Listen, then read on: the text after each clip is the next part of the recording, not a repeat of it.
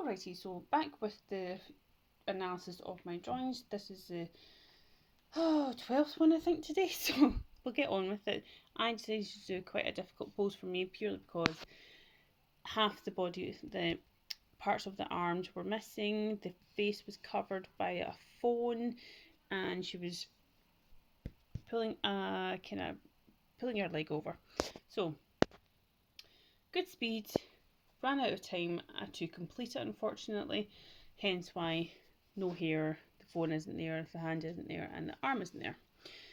I used the Loomis geometric and observational methods.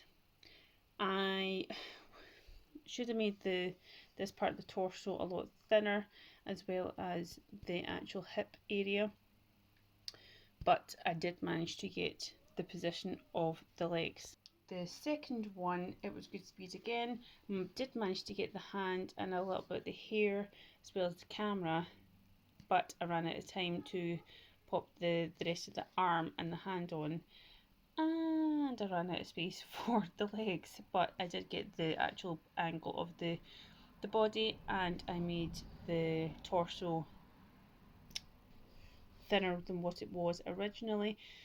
So this one, I actually improved the overall layout and proportions. Unfortunately, as I said, I ran out of time to complete it.